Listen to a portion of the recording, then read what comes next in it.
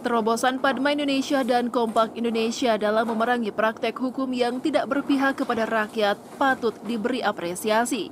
Hari ini Kamis 9 Juni 2022 di Jakarta, ada penandatanganan MOU kerjasama antara Lembaga Bantuan Hukum Kongres Advokat Indonesia, Advokasi Peduli Bangsa dengan Lembaga Padma Indonesia atau Pelayanan Advokasi untuk Keadilan dan Perdamaian Indonesia dan Kompak Indonesia atau sering dikenal Koalisi Masyarakat Pemberantasan Korupsi Indonesia patut menjadi contoh bagi lembaga-lembaga pemerhati hukum lainnya.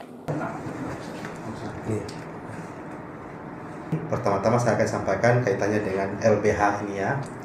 Jadi LBH ini merupakan bentukan dari Kongres Advokat Indonesia ya, di bawah kepemimpinan Ibu Zamalia Lubis setelah beliau dilantik ya sebagai presiden pada beberapa tahun kemarin ya. Program utama beliau yaitu membentuk LBH. Nah, LBH saat ini itu sudah terbentuk di beberapa kabupaten kota seluruh Indonesia ya. Itu jumlahnya kurang lebih sekitar 58 LBH ya yang tersebar di seluruh Indonesia ya. Sehingga kalau kita target kita ke depan ya, mudah-mudahan seluruh Indonesia sudah terbentuk. Amin. Ya. Kabupaten kota ini yang sementara giat-giatnya kita untuk melakukan koordinasi di tingkat daerah ya. Dan untuk LBH ini alhamdulillah sampai saat ini bergerak dengan program yang cukup baik. Saya mendapatkan laporan-laporan kaitannya juga dengan program kerja LBH ya, khusus untuk membantu masyarakat yang tidak mampu, juga membantu dalam hal pencegahan ya, melakukan penyuluhan. Itu saya dapat informasi juga dari LBH. Dalam penandatanganan kerjasama antara Lembaga Bantuan Hukum Kongres Advokat Indonesia, Advokasi Peduli Bangsa dan Padma Indonesia itu tidak lain agar bersinergi dalam mengadvokasi persoalan hukum yang dialami masyarakat. Kedua lembaga ini juga bersepakat untuk memberi kepastian hukum kepada para pencari keadilan tanpa memandang latar belakang seseorang dengan tidak memberatkan pihak pencari keadilan.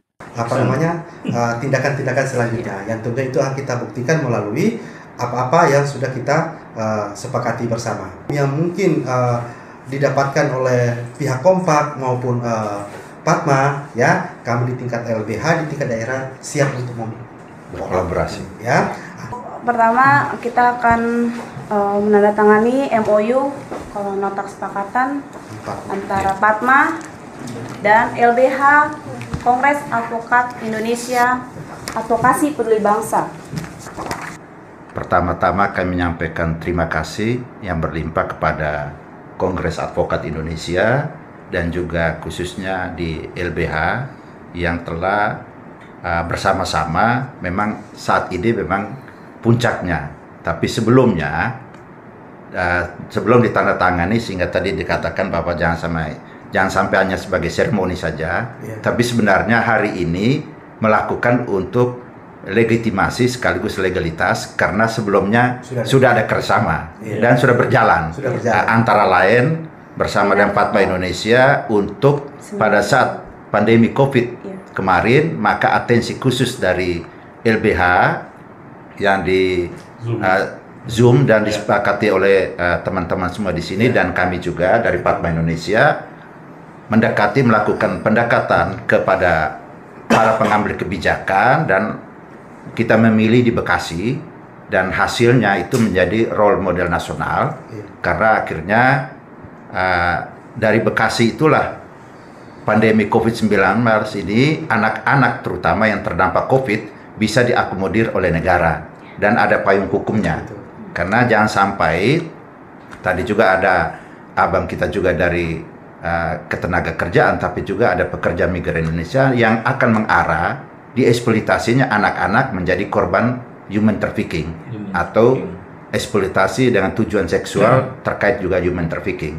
Nah, ini ada yang mengakui untuk mengangkat, tapi seperti dikatakan Ibu Presiden, tidak sekedar mengangkat, harus disahkan legalitasnya di pengadilan. Karena jangan sampai mereka menjadi korban eksploitasi. Nah, ini poin kami mengapa kami perlu dan wajib hukumnya untuk bersama-sama dengan LBH dari Kongres Advokat Indonesia ini yang sudah menjadi cita-cita kami karena kami melanjutkan apa yang sudah dirintis oleh pendiri KAI, ada Pak Presiden KAI waktu itu adalah Pak Indra Sanan Lubis, yang bersama-sama kami membela perampokan hak-hak ekosop orang-orang kecil, yaitu para transmigran di Kalimantan seluruhnya.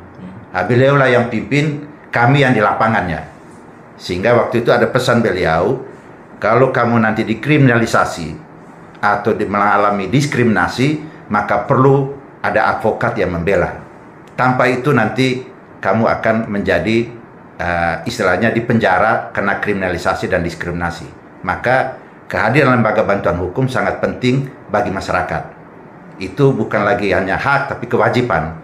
Dan ini memang juga salah satu amanat yang untuk dikembangkan dengan KAI ini. Karena KAI ini orang-orang yang punya kompetensi dan kapasitas dalam membela hak-hak hukum orang-orang kecil, voice of the voiceless, yang dirampok hak-hak mereka. Selain itu juga, karena ini nanti Patma ini terkait dengan hukum dan HAM, maka ini penting. Karena rakyat dia membela, tapi dia tidak punya kemampuan untuk membayar advokat, maka yang bisa adalah lembaga bantuan hukum yang turun bersama untuk membantu. Kalau tidak, berhadapan dengan oligarki yang kuat kuasa dan kuat uang, maka mereka selalu menjadi korban kriminalisasi dan diskriminasi HAM. Dari Jakarta, jurnalis Fren Lutrun melaporkan.